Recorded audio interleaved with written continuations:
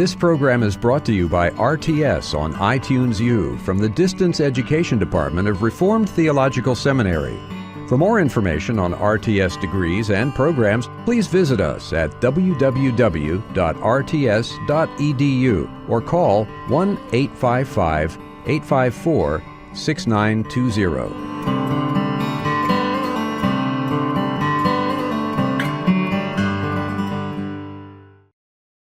All right, the next topic, on page 37, we begin a new era. We begin a new period of philosophy. I call early modern philosophy. We'll say this is from 1650 to 1800. Of course, those dates are a little bit arbitrary. During this period, there are two very distinct traditions that develop. There's one group called the rationalists and another group called the empiricists. Rationalists, Descartes, Spinoza, Leibniz. Empiricists, Locke, Berkeley, and Hume. And this line between them is the English Channel, okay? The rationalist tradition takes its root on the continent of Europe. Descartes is French, Spinoza is a Portuguese-Dutch Jew, and Leibniz is German. And here Locke, Berkeley, and Hume are all Britishers. So there's a divide in the philosophical community.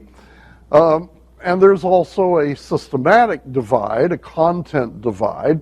The continental rationalists believe that this is all a contest between reason and the senses.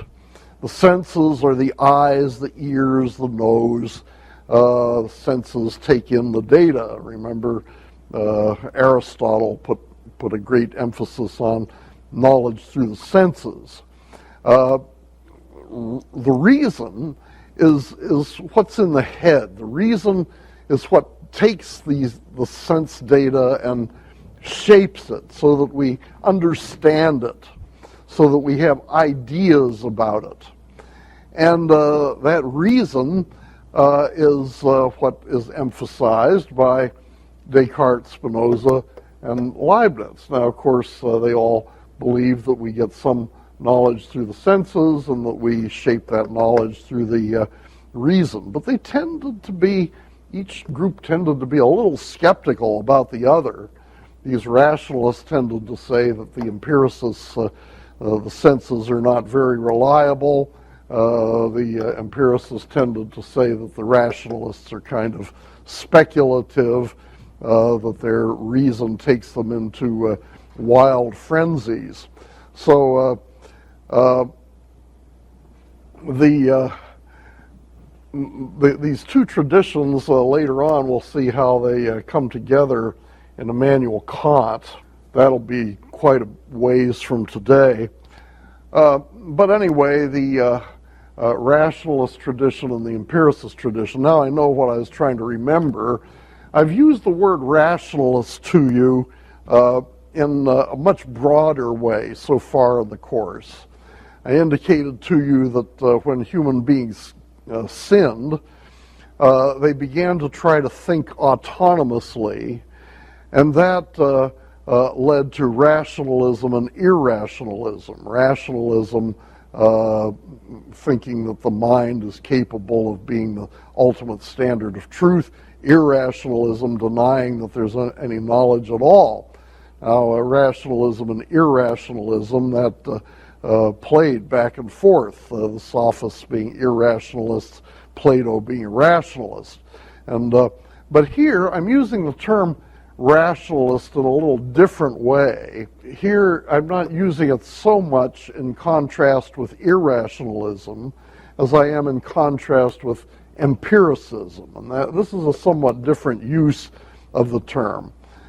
Here, the issue is not whether my mind is capable of knowing the truth and whether the mind should be foremost, but here it's whether the brain, whether the mind is the final criterion or the senses are.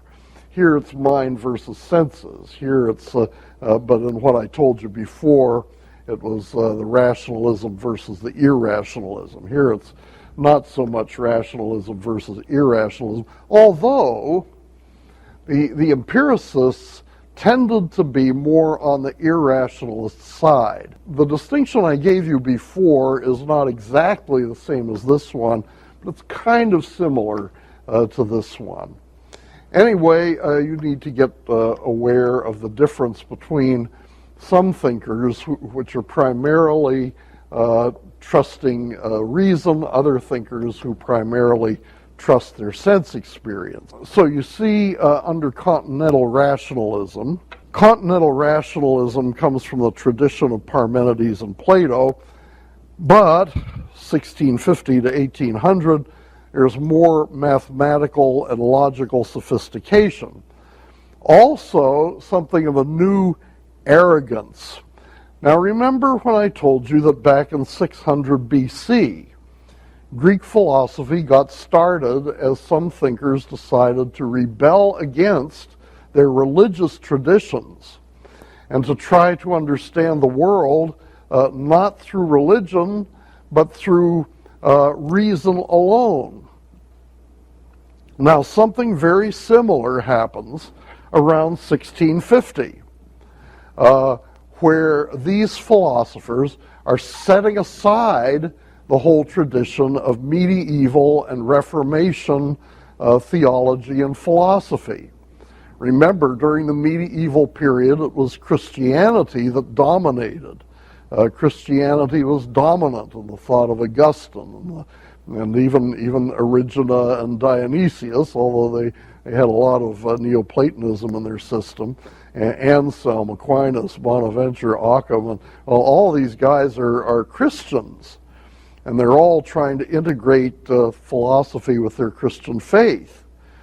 What happens in the 1600s, though, is that a new group of philosophers decide they don't want to reason according to religious tradition anymore. Just like the Milesian Greek philosophers, they want to push that religious tradition aside, push that behind them, and reason according to, and get to know the world according to their own reason. Well, the continental rationalists distrust their sense experience. The senses, they say, deceive us. The stick in the water appears to be bent, but it turns out, if you look at it more closely, it turns out that it's really straight. Well, so the senses deceive us. There are all kinds of optical illusions. Now, what is it that corrects the senses? Well, what corrects the senses is reason. You look there in the river, and you see a stick that looks bent, and you say to yourself, well, I know my eyes tell me that it's bent, but my mind tells me that it's really straight, because I make allowance. In my mind and my reasoning, I make allowance for that bending of light rays that takes place. So reason is a higher source of certainty than the senses are. And so the idea is that reason must have access to a knowledge that's not available to the senses.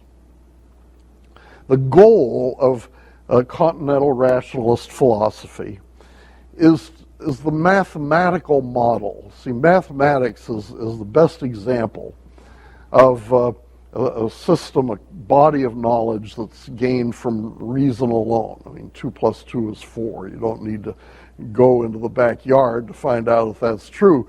Your reason does that. You just think that, and you know that it's true. And so with most mathematical propositions, you know that it's true just by thinking about them. And what the rationalists try to do, or their great dream at least, is to reduce all human knowledge to mathematical systems. If they can only get all of human knowledge into something like Euclid's geometry, where you have self-evident axioms and you deduce all the rest of the content from those axioms by logical means. So you try to develop purely rational science and philosophy, of course, unhindered by divine revelation.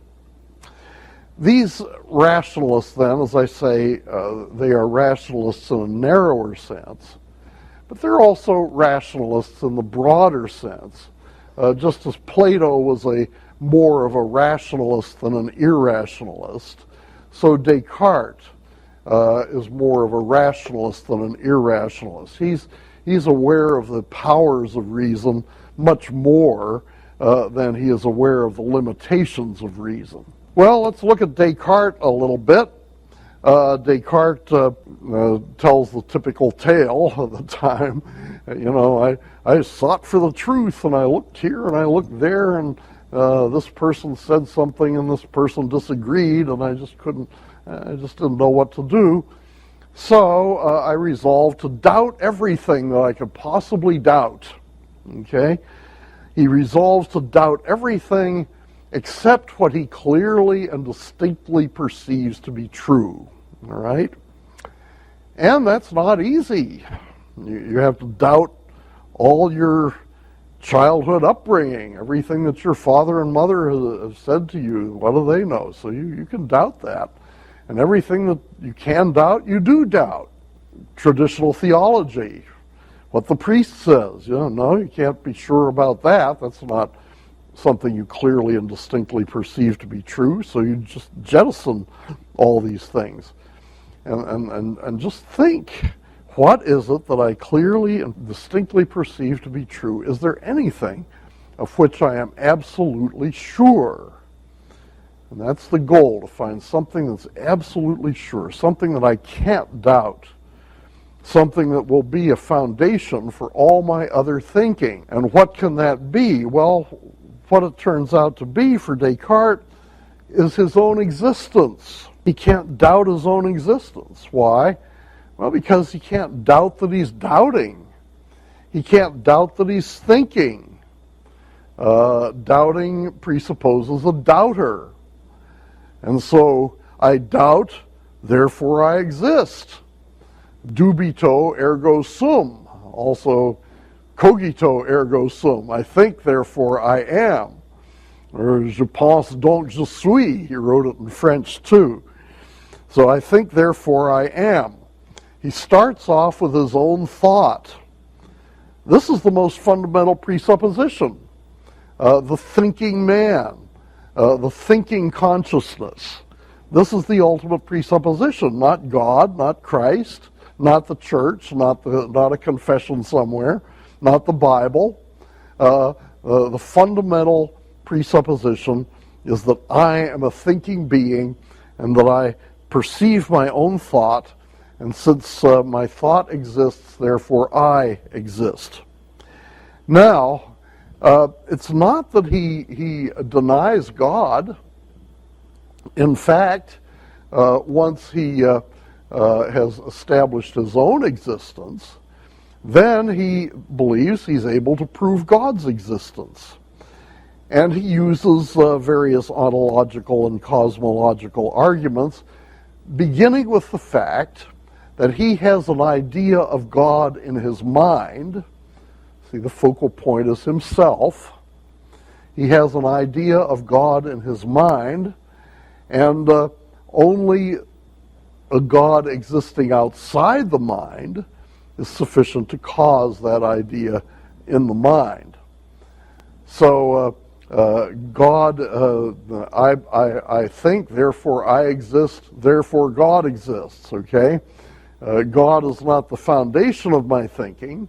God is not the presupposition, but God comes in later as an implication of what I believe. Well, look a little bit more at the human self. The human self, we know it exists first of all.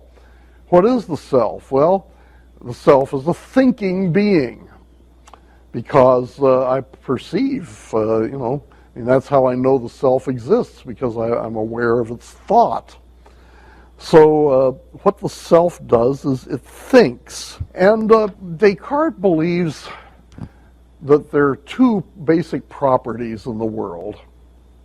thought and extension. Our thoughts don't have extension, all right? Extension would be like length or width or weight or something like that. Thoughts don't have that. I mean, you have a thought of your own name. Well, how long is that? How much does it weigh? How much does your thought? How long is your thought? Is your thought triangular? Is it spherical? What is it? Well, that's of course nonsense. Thoughts don't have any extension. Further extension, extended things would be like material things, like tables and chairs and stuff. And extended things don't have any thought.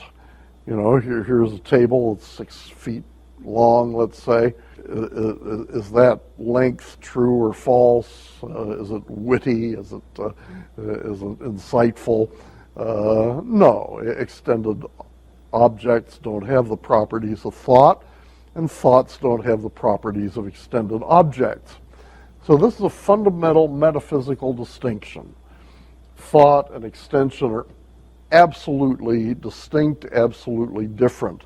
Thoughts don't have extension, extensions don't have thoughts. So Descartes says that the self is a thinking being and therefore it must be unextended. Okay? What I am is thought. What I am most essentially is thought. I'm a thinking being and therefore I am not an extended being. I am not a material being. But my body is an extended being. And my body does not think. No, the mind is in the body. But the mind has totally different properties from the body. Gilbert Ryle later on described Descartes' view as the ghost in the machine. Have you ever heard of that? Descartes' idea is that the mind is like a ghost.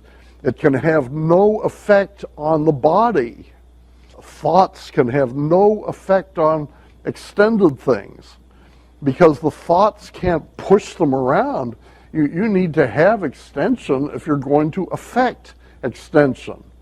And the thought can't do that. The thought is entirely different. Furthermore, the extension cannot influence my thoughts. So the two are totally apart from one another. And this is really, I mean, the Greeks wrestled with this a little bit too, but this really exaggerates what has sometimes been called the mind-body problem. That is, how can the mind influence the body, and how can the body influence the mind? Now, Aristotle thought the mind was the form of the body, and so he brought them together very closely.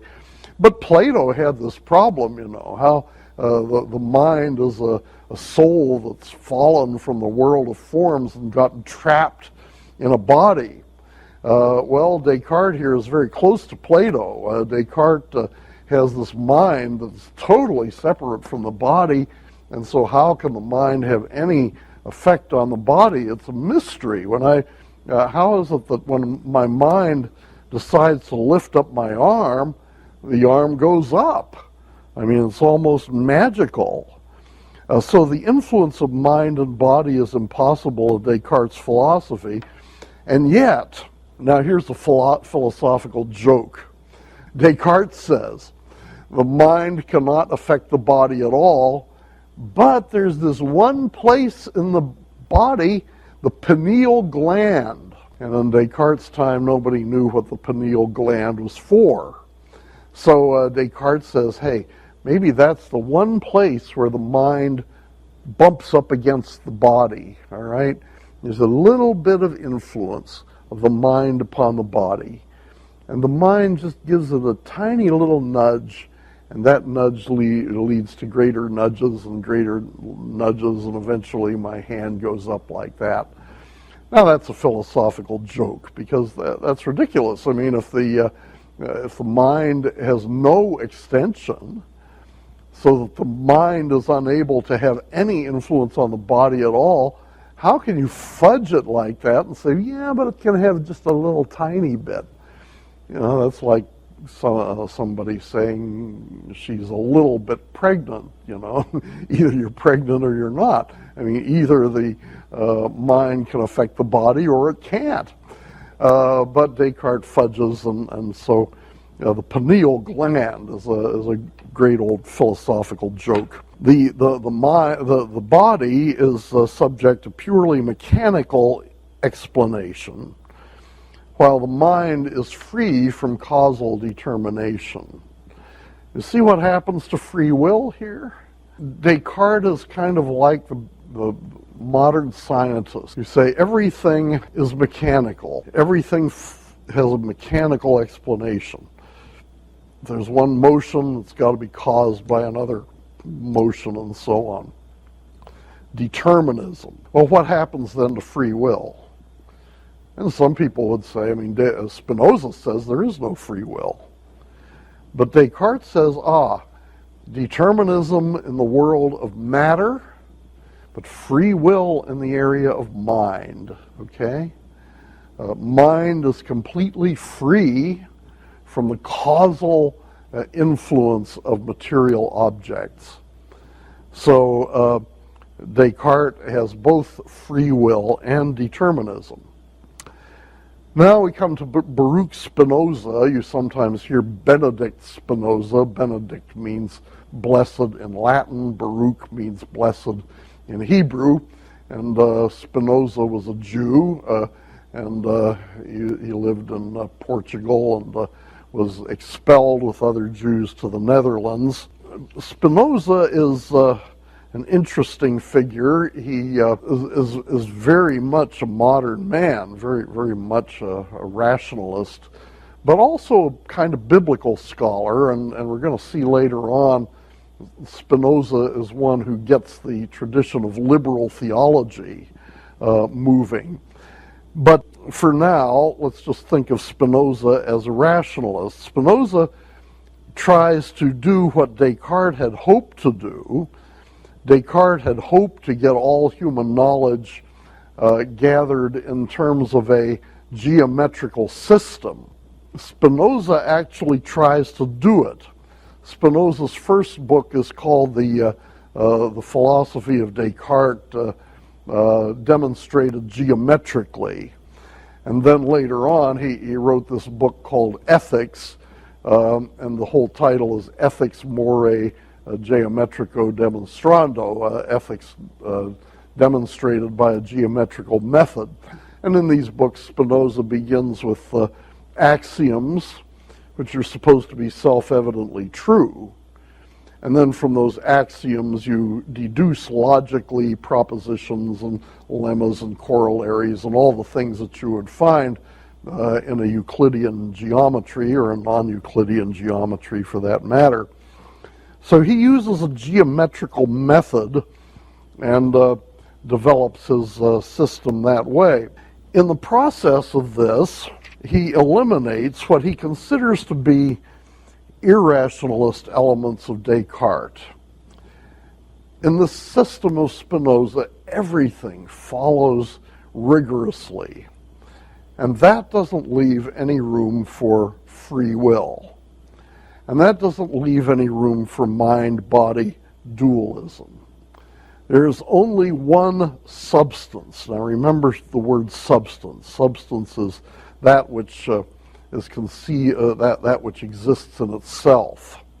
Aristotle defined the word substance. Substance is what can take the subject position in a sentence, for example. Substance and attribute. Spinoza defines it with a little bit of a rationalistic twist. Spinoza says a substance is that which exists in itself and is conceived through itself. That is, it's something that exists on its own. It can be the subject of a sentence. And if I want to know about it, it kind of reveals itself to me. It has all the information within it that I need to gain knowledge of it. So, what is the substance then? Can I know the table entirely through itself? No. In order to understand the table, I need to know who manufactured it. I need to know the function that it serves in this room. So Spinoza is one of these people who says that the way to comprehensive knowledge is context. I know this by knowing its history, by knowing its present context, by knowing its future, and that means by knowing all its relationships to everything else, ultimately its relationships to everything else in the universe. And so there's really only one thing that's completely self-explanatory, and that is the universe. The only thing that can really be known is the universe. There is only one substance, the universe, and that universe has two names. You can call it nature, or you can call it God. And that universe is one. It's without generation, without destruction. It exists eternally, and so on and so forth. It's kind of similar to Parmenidean being. This idea is kind of similar to criticisms that are made against Parmenides. It's very similar to Hegel, which we'll talk about later on. But you see, Spinoza believes that is kind of a pantheist. He believes that the whole universe constitutes a self-sufficient being, which you can call God or you can call nature, and you can prove all of this by mathematical means. Now, the third of the continental rationalists is G.W.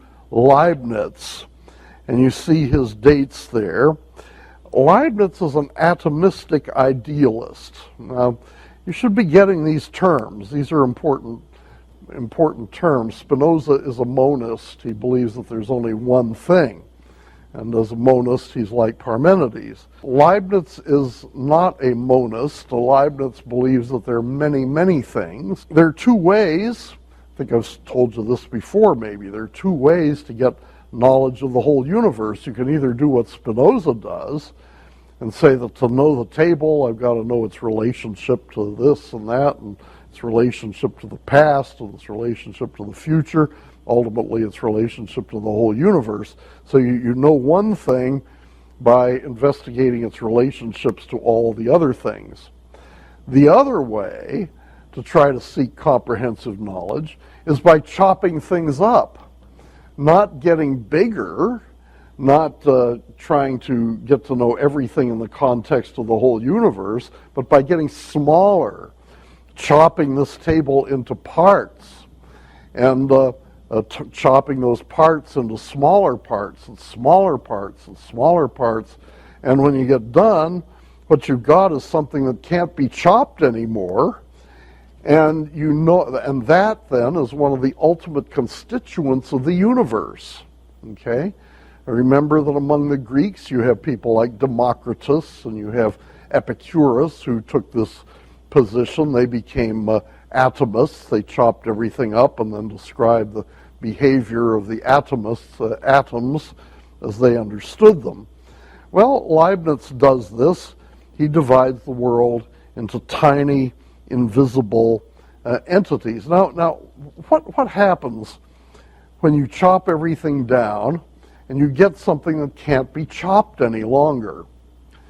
What do you call it? It's not matter, because matter, by its very definition, can be chopped, can be cut in half. What is it that can't be cut in half? Is there anything that can't be cut in half when you reach these tiny little things that are too small to chop anymore, so that they're the ultimate constituents of the world, and they can't be cut any longer? What do you call that? When you've got all the extension down to zero, so you can't cut anymore, what have you got? Well, you've got thought. You've got mind. See, Leibniz is still operating in the same general area as Descartes. There's thought and there's extension. And thought is not extended and extension is not thoughtful. So when you get to something that's no longer extended, it's thought. So the atoms are not little bits of matter the way Democritus thought. The atoms, an atom means can't be chopped, The atoms are mind-like. Each atom thinks.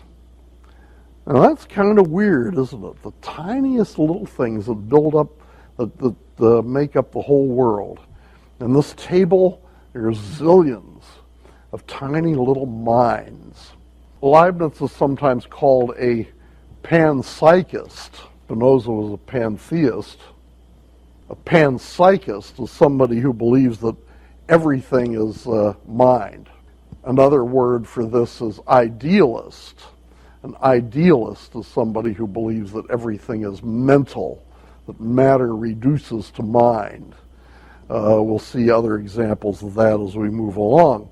So for Leibniz, these mind-like entities, each one develops according to his own internal laws, because of course nothing material can affect a mind.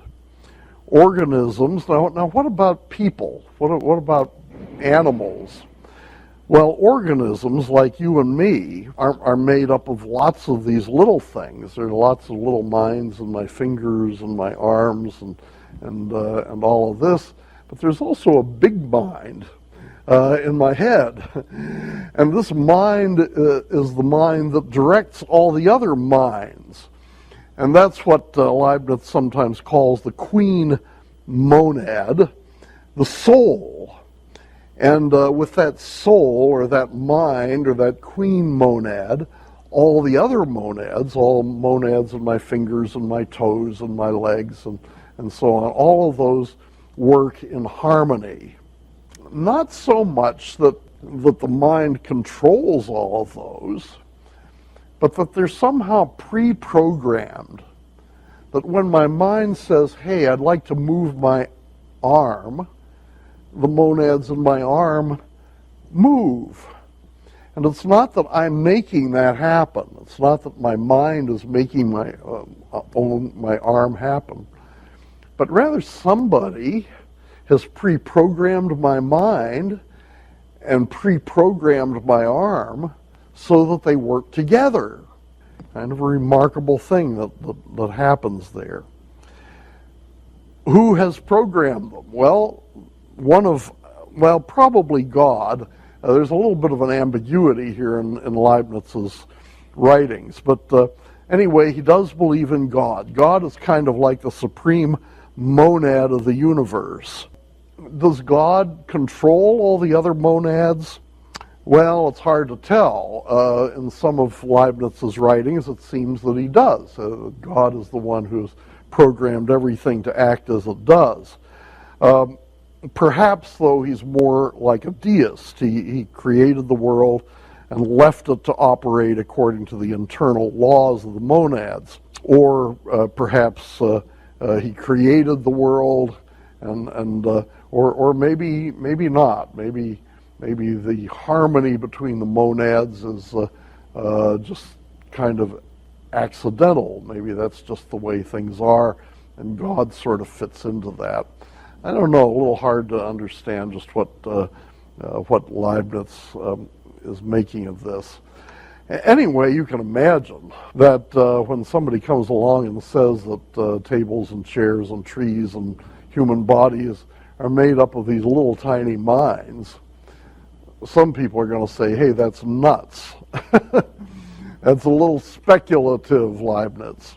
So there's a movement here to try to get back down to earth, to move away from speculation. Now, you think the reason is reliable while the senses are unreliable, but that's not right. I mean, the reason can get speculative, it can get weird, it can go way off the beaten track. So there's some people say if you really want to know the world, you got to get back to the bedrock. You got to get back to what's obvious. You need to get back to the senses. You need to get back to what you see and what you hear. And those people are called empiricists.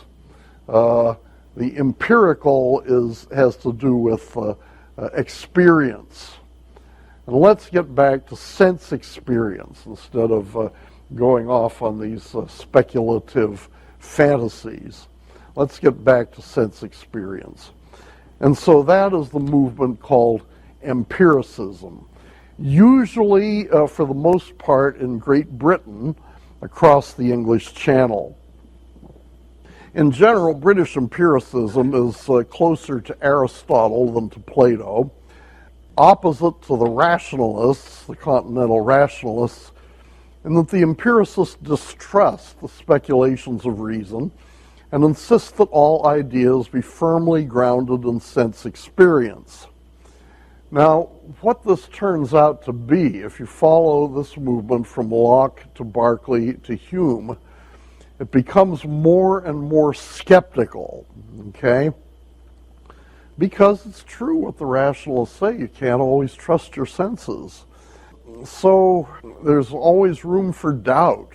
I mean, even Locke said that you can't know anything with absolute certainty on the basis of your senses.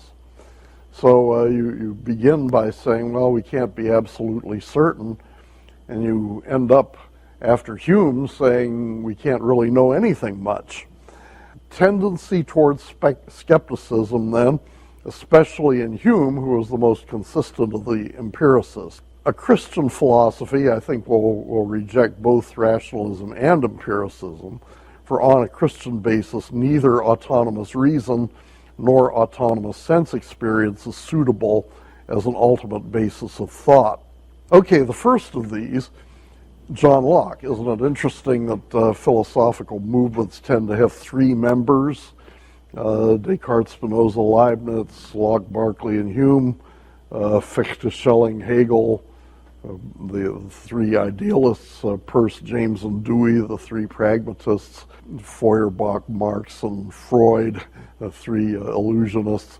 Of course, I deal with threes a lot, and so people sometimes ask me to line them up with my triangles, and I can't really. But anyway, it's kind of interesting to me that sometimes, two is not quite enough and four is too many, and so even philosophical movements tend to deal with threes. Well, John Locke first. John Locke believes, contrary to Plato and contrary to Augustine, that there are no innate ideas in the mind.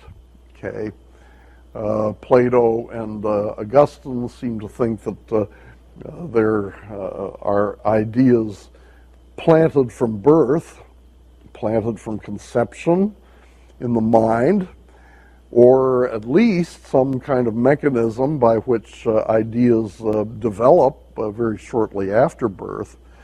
Locke says no. His metaphor is that the mind is a blank slate, tabula rasa. We emerge from birth, from conception maybe, with no knowledge at all. And the knowledge we have is imprinted by experience. Okay? We see this, and we hear that. We see a color, and we hear a sound. And eventually all of these come together and produce knowledge. In the process of empirical knowledge, there is no absolute certainty, only degrees of probability. Locke did profess to be a Christian, and people sometimes asked him, do you believe that knowledge can come from divine revelation? And he said, well, yes, divine revelation may communicate truths which could not be discovered by reason alone. But the truth of a revelation can never be as certain as the principles of reason. Now remember, Locke puts more stock in the senses than he does in reason, but he's reasonable about reason, right? He thinks that the whole process of knowledge can be called reason, and he believes that when you do that right, you can come to knowledge. Well, you can get knowledge through revelation too, but you can't get as much knowledge through revelation as you can get through reason. Locke has a common sense metaphysic. You have mind, you have matter, you have God, but he's not as rigorous as Descartes in saying that mind and matter are absolutely contrary to one another. He just believes that God operates in a somewhat way that Protestants have understood him to operate. He doesn't endorse free will in the sense of autexousion, in the sense of libertarianism, but he believes the person has the freedom to make choices. So in this sense, he's kind of similar to Calvinists, what's sometimes called the compatibilist position of Calvinism, that is a view of freedom that's compatible with determinism. Now, the second of the empiricists is George Berkeley. I say George Berkeley because my teacher said George Berkeley, but there's some people, especially people who come from California, who say Berkeley. Well, Berkeley was a bishop of the church in those dates that you can see there. And Berkeley carried the argument of Locke one step further. Locke said there are no innate ideas. Berkeley says there are no abstract ideas. Now you remember that this is getting into the controversy between realism and nominalism. The realists, following Plato, thought that our ideas are basically abstract. Courage, beauty, manhood, houseness, treeness. Basically, our ideas are ideas of abstractions. And Plato thought that those abstractions have more reality than any idea of particular things. But Berkeley says there are no abstract ideas. I mean, try to think of house in general. Now, you may think of your own house. Your own house is red with white trim, perhaps. But try to think of house in general. What color is that house? So you really don't have ideas of generalities. You don't have ideas of abstractions. And Berkeley, therefore, puts himself in with the nominalists rather than the realists. Furthermore, Berkeley believes that our knowledge is limited to our own ideas. Okay, we know only our own ideas. The quality of an idea, and Berkeley is still an empiricist, our ideas consist of perceptions, okay? And perception is not just a sense datum. Perception is the sense datum brought into the mind and understood, where I say I perceive a chair or I perceive the sun. So we have that perception, and Berkeley says to be is to be perceived. Okay? We know only our ideas. So far as we know, it's only our ideas, it's only our perceptions that exist. To know is to know your ideas, and for something to be is to be perceived. If I say that a tree exists, what do I mean by that?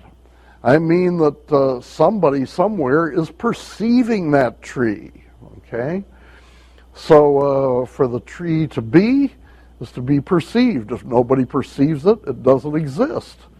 That's the old saying, you know, if the tree falls in the forest, did it really fall? And nobody sees it, nobody hears it, nobody knows about it. If the tree falls in the forest, does it really fall in the forest? Now, Berkeley would say no. If there's nobody perceiving it, there's no reality either. So esse est percipi, to be is to be perceived. This means that there's no such thing as material substance, which exists apart from mind. Now, you remember for Descartes, there are two types of substances. There are thinking substances and there are extended substances, okay? And they're totally opposite to one another. Thinking substances are not extended. Extended substances are not thinking. So what Berkeley does is he says there is no such thing as an extended substance. The only substances are mental substances. The only things that exist are the contents of mind. The only things that exist are perceptions. So there is no material substance existing independently of mind. Everything that there is exists in some mind or other. All reality is mental in character. What's the technical name for that? Idealism. Okay? An idealist is the one who believes that everything is mental. Everything consists of ideas. Who's the last idealist that we talked about? Leibniz. Leibniz, who believes that the world consists entirely of little tiny minds. So Leibniz is an atomistic idealist, but Berkeley is an idealist empiricist. He believes that all reality is mental in character. So it's all in the mind. Well, if it's all in the mind, why is it that I can't control it all? You know, I can control what's in my mind, right? I mean, I'm thinking now of a triangle, okay? And now I'm deciding to think about something else. I'm thinking of a chair. And when I thought about that chair for a moment, I wasn't thinking about the triangle. So usually when you're talking about the contents of your mind, you're talking about something you can control.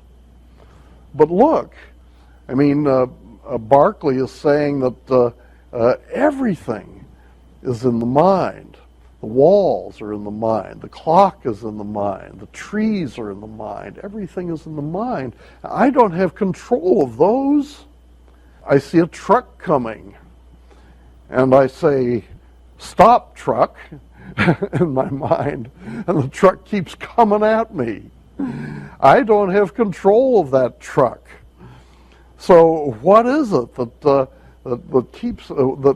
makes these things happen? Why? There's a progression there's a drama, there's a narrative here. There are things that come at me, and there are things that go away from me.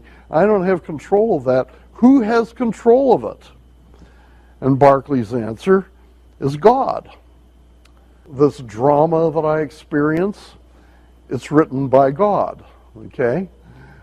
God is the one who imprints these ideas on my mind in regular order, okay? So that everything that happens to me is governed by God's reality. Well, I don't know what you make of that. I mean, that's I promised you that the empiricists were trying to get away from weird stuff and get into common sense. That's kind of true with Locke. I mean, Locke is a very common sense thinker. Berkeley, you might think, is getting a little weird. Everything is in the mind, huh? But Berkeley would say, you know, this saves us from having to make certain distinctions. I mean, Locke had this idea that when I look at a tree, I have to distinguish between the primary and the secondary qualities. The hardness, the extension of the tree, that's a primary quality. But the colors and the smells of the tree, those are secondary qualities. The primary qualities are in the tree itself. The secondary qualities are in my mind. And that's a neat trick to make that distinction. And how do you distinguish between the properties, the primary qualities and the secondary qualities? Berkeley says you don't have to make that distinction. These qualities are all in the same place.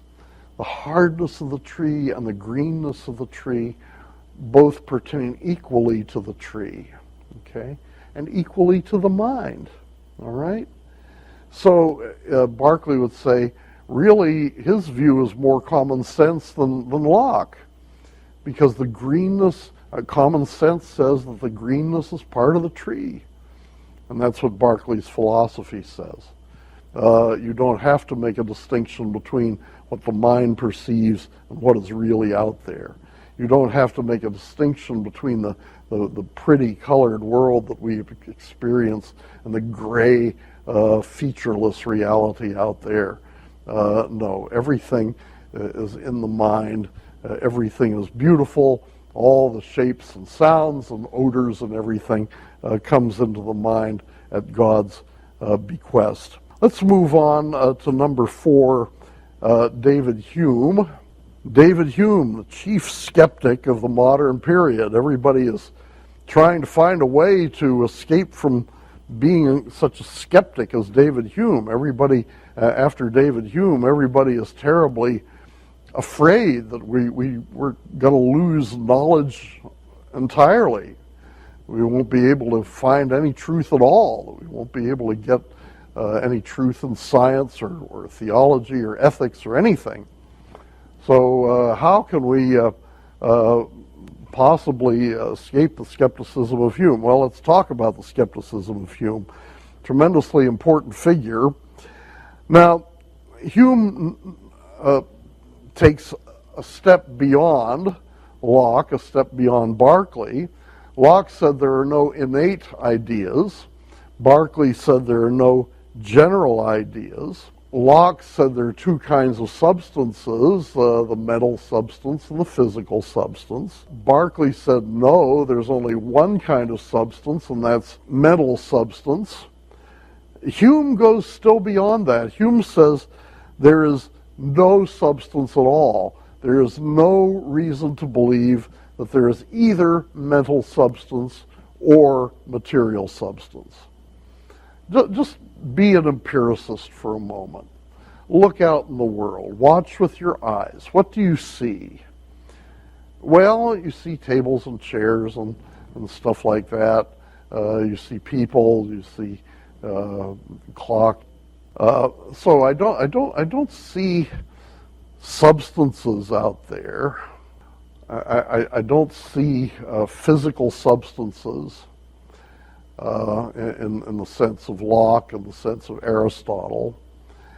And I can understand Berkeley's argument that maybe they're just all part of my mind. They're not substantive. They're just part of my mind. But do I see the mind? And Hume says, look, I'm looking out there and I see tables and chairs. What I don't see is my own mind. I don't see myself. I don't see my soul. I don't see thoughts. And so I don't see any physical substance and I don't see any mental substance either. What then is personal identity? What am I? What am me? And remember, we have to be empiricists here. Everything we know has to come through sense experience. I don't see me. I don't see my soul. That's a pretty serious problem. So, what do I say about personal identity? Well, Hume says we can use the term soul to indicate a certain bundle of perceptions. Okay? I don't see me, I see the perceptions. And my bundle of perceptions is different from somebody else's, I presume. So when I talk about myself, what I mean is the bundle of perceptions that I'm having and that I have had down through the years. So Hume is skeptical about personal identity. He's skeptical about the existence of the soul. B, he is also skeptical about cause and effect. Now remember how important cause and effect was to Thomas Aquinas, all right? How he emphasized cause in trying to prove the existence of God. And of course, everybody who's written on philosophy of science, with the rise of modern science, causality becomes all the more important. That's what the scientists are trying to learn about, causality. What is the cause of this? What is the cause of that? Now, Hume says There's really a problem with the whole idea of cause. Look at billiard balls, all right? When we talk about causes, we're always talking about billiard balls, all right? So here we have a series of billiard balls.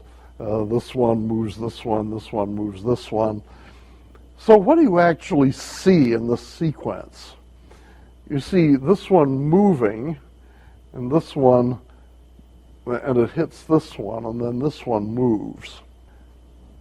So we say this one is the cause and this one is the effect, all right?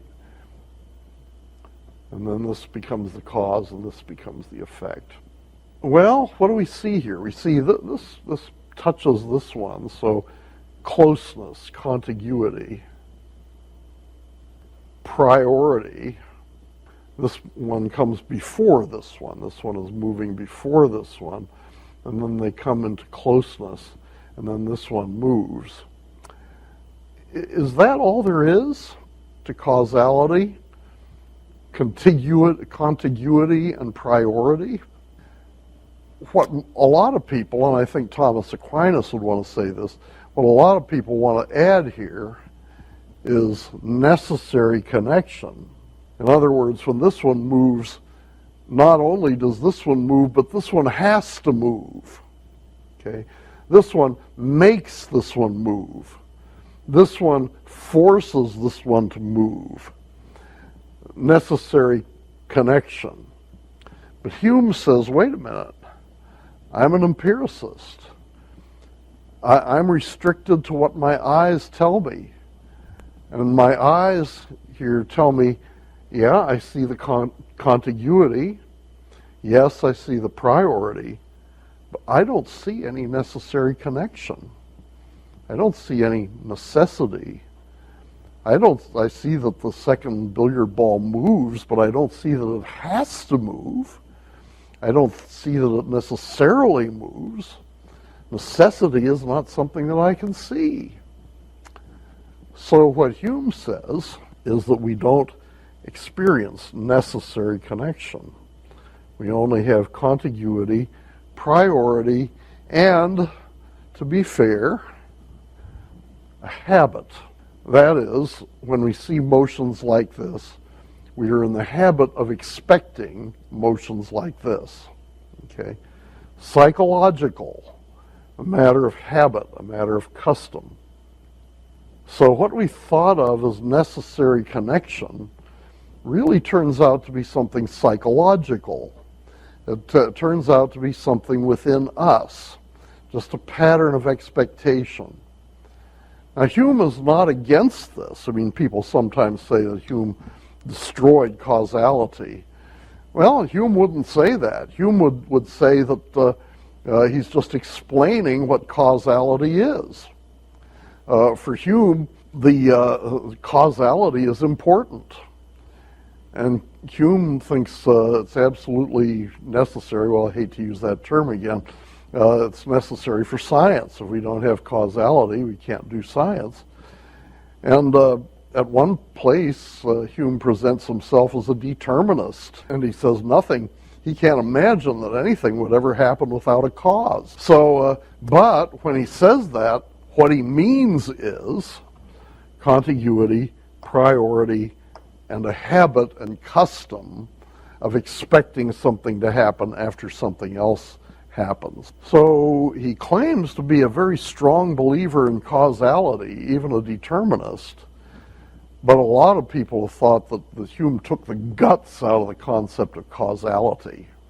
Well, we've talked about mental substance. We've talked about cause and effect. C, there is no certainty in knowledge. And if there's no necessity in causality, you never know what will happen, right? Well, in a way you do, because you're expecting it to. But vast uncertainty here. But in order to live, we must assume certain things about causes, and we must act on the basis of our causal expectations. So there's no determinism in Spinoza's sense, but no free will either, since we must act on causal expectations even with respect to human actions. Now, Hume is skeptical about a lot of other things. For example, and I'm not sure why I didn't mention it here, but there's his famous essay on miracles, which is part of the essay concerning human understanding. Hume here basically says, he uses a lot of arguments against miracles, but his strongest argument, and the most central argument, is this, that it's impossible to get sufficient testimony to establish that a miracle has happened. It's an argument about testimony, because after all, we have seen so many things happen with natural explanations that it would take an awful lot of evidence to believe that something happened miraculously, that is, without a natural explanation. And where you have testimony, you say to yourself, well, it's more likely that these people are lying, or that they're deceived, or that they're misled, or that they were honestly wrong. It's much more likely that they are misled than like a miraculous event would take place. So miraculous events are so improbable that you can't really believe any testimony. There just is no testimony that's sufficient to establish that a miracle has taken place. So, in those days, people thought that the basis for believing in Christianity was the miracles. And Hume says, no, you can't really prove that anything happened by way of miracles. But occasionally, now what he says is, it's not that he's saying that miracles are impossible. He's just saying that it's so difficult to get any kind of testimony for them. But occasionally he tips his hand, and he says the reason why there's such a shortage of testimony is that miracles are inherently improbable.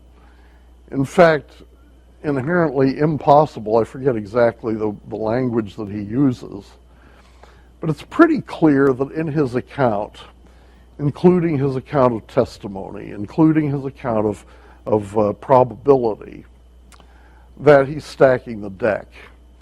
He's beginning with the presupposition that miracles don't happen. For one thing, of course, he gives absolutely no credence to revelation.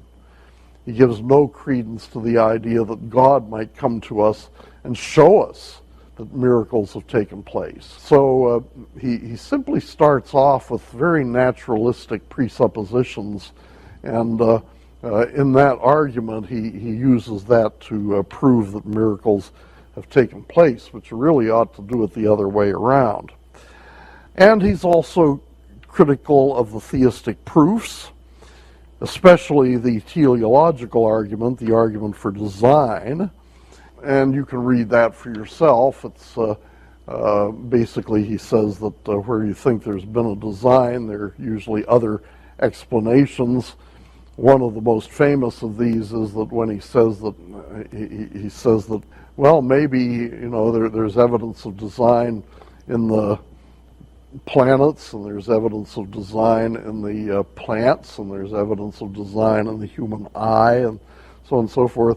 Well, maybe there are a whole lot of different gods, one of them being in charge of the human eye, one of them being in charge of the planets, one of them being in charge of something else. Or he says things like maybe there are other reasons why things appear to act in an orderly way. Maybe the universe is a giant vegetable. So he posits alternative hypotheses and so on. And it's all very interesting, and it's all very skeptical, and it persuades a lot of people.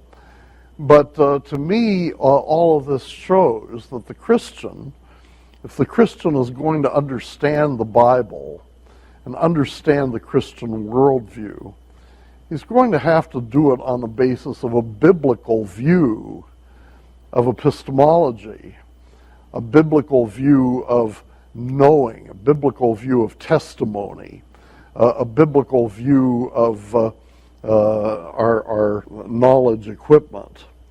And Hume, of course, doesn't even give that consideration. Well, this is the most consistent form of empiricism that there is. He sets a pattern. We're going to see Christian thinkers reacting against Hume. We're going to see secular thinkers reacting against Hume. Hume is the one now that everybody has to answer. He's the one that everybody has to refute. And we'll see how everybody tries to do that as we move on. The preceding program has been brought to you by RTS on iTunes U and may not be reproduced or disseminated in part or in whole for sale or for profit without express written consent. For more information on RTS degrees and programs, please visit us at www.rts.edu or call 1-855-854-6920.